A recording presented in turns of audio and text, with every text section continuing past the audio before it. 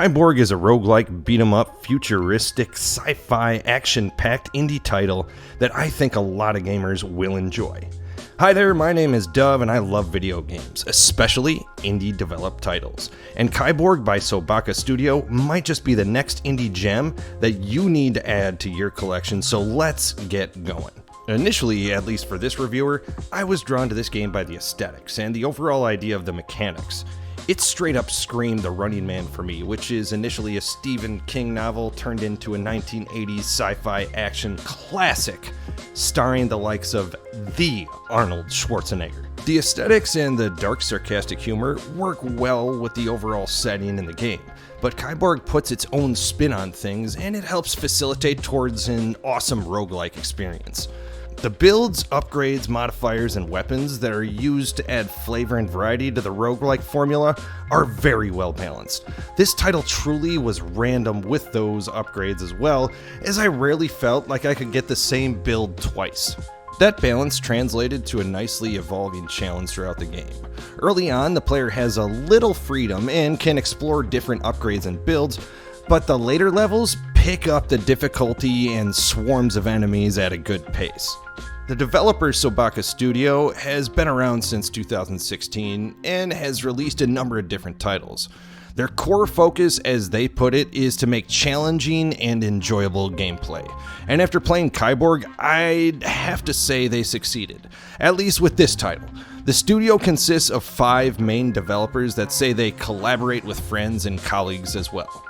And finding out how small the studio actually is just further evidence to show how awesome some of these indie games are, and Kiborg is a great example of that. The game is set in a prison where your main character, Morgan Lee, is in the middle of finishing a 1,300-year sentence.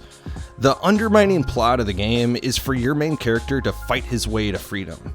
It's definitely a weird, twisted idea that works perfectly for a roguelike setting. Your character needs to pass hordes of inmates in the roguelike style levels to get to the rooftop. Then Morgan will be able to hop the helicopter and fly his way to freedom. The game's way of explaining your character's recurring death and then overall restart is that not even death can prevent inmates from finishing their sentence. So they, in the game, reconstruct anyone who dies and they have to start all over again. Luckily for your character, he's on this TV show called The Last Ticket, which is his only chance at commuting his 1,300-year sentence. This title does a great job of tying the setting and the story together with all the roguelike elements. It makes it feel a lot more natural and a bit more immersive. The overall draw for me, outside of the beat-em-up style games that call back to the old Arkham series, is just how cool it is to build your own cyborg with roguelike upgrades. All the different upgrades, specials, and rating modifiers make this game incredibly fun. Those are all mixed in different elements of cyborg implants as well, which can add elemental damage to an attack, help regenerate health or shields, increase your firearm capabilities, or make your dash ability a lot more deadly.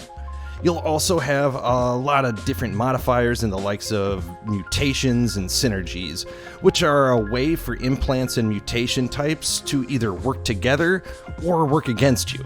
It's kind of a cool twist to make the very things that make you powerful also weaken you in certain circumstances. Matching implants from a similar group will give you the best bonuses, but pay attention and read everything carefully.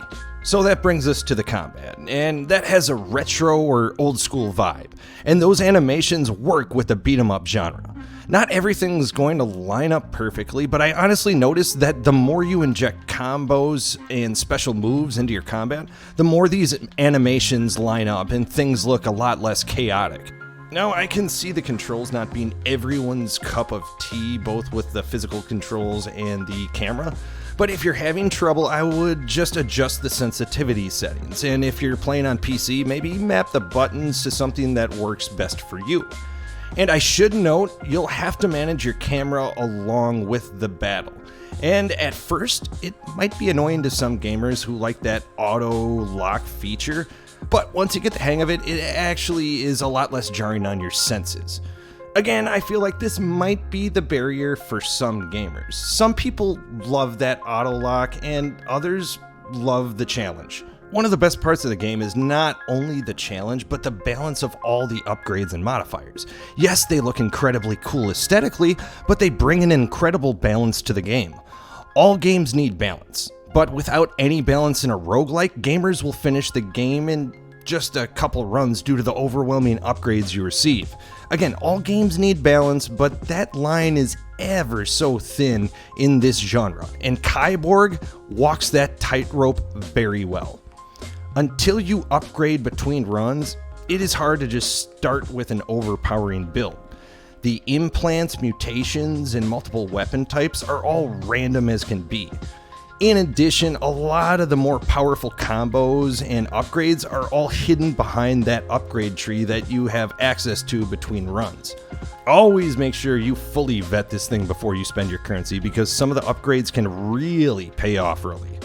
I, for one, didn't notice that the combos were further down part of the upgrade tree, so right around the time I felt like the game was getting a little bit repetitive, I found out how stupid I actually was. But as always on this channel, my dumbassery is your benefit, so just make sure to read the upgrade tree, folks. There's a good crop of weapons as well, and you get to carry 3 different types. You have your sidearm weapon, which can be anything from a revolver to a laser pistol, nail gun, or a sawed-off even.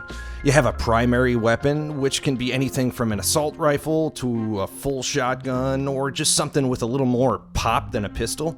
You also have a melee weapon, ranging from the big bruising sledgehammer type weapons to the smaller quick daggers, and all kinds of crazy crap in between. You know I grab anything that looks like a lightsaber, and you get some fluorescent tubes that do some decent damage, so Star Wars fans or dorks like me are going to have a lot of fun there. Now, I wouldn't call it a weapon type, but certain implants you can either summon a drone or other kind of allies to help you in fight. But again, you don't really control them, that's just kind of an auto attack or an auto ally.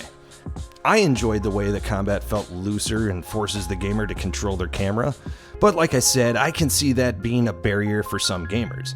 If that sounds like a headache for you, maybe wait and see if they ever add an auto lock feature down the line with an update. Besides that, just watch out for that initial boot up on PC time, because it does take just a little bit longer, but after that, it loads up right away.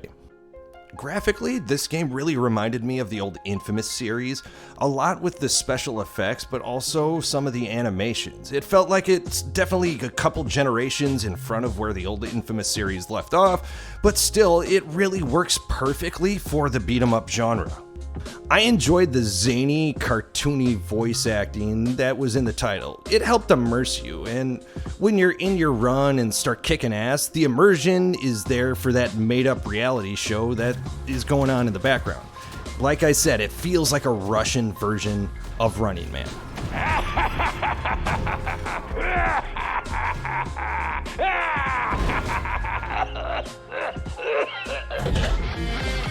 Having said that, there are only a couple characters that are voiced, and most of them have a bit of a Russian accent. There might be a few spots where some lines are lost in translation as well, or might not fully make sense in the English version. But for me, it just adds to the charm and the setting and overall flavor of the game. When it comes to Kiborg, the challenging but fair combat, along with a well-balanced upgrade system, made this fan of the beat-em-up genre come back for more and more, and I don't think I'm alone in that. The roguelike elements help add to that challenge. The setting is perfect for a roguelike game and hits the nostalgia note with its parallel to the Running Man movie. It also reminded me of the Infamous series with its cool supernatural power and special effects. Fans of the old school beat-em-ups will enjoy this one, and I definitely recommend it for those gamers and anyone looking for a challenging roguelike and thinks this one looks interesting, because it is. I also think if you like roguelikes, Sobaka Studio did a fantastic job of layering this game with a lot of depth with their abilities, upgrades, and modifiers, so this is a title you might enjoy. At the end of the day, Kiborg is a very well-balanced game and just plain old fun to play, so it's worth a playthrough for fans of many genres. And if you're interested, Kiborg has a demo available, and it's available on the PlayStation 4, 5, Xbox Series, and PC. Thanks for watching. If you enjoyed this video, hitting the like button goes a long way towards bringing you more content like this. And consider becoming a subscriber if you're not already. We have more videos like the one you just watched, and we have a weekly indie news video as well. Thanks again for watching, folks. Until next time, this is the Dove.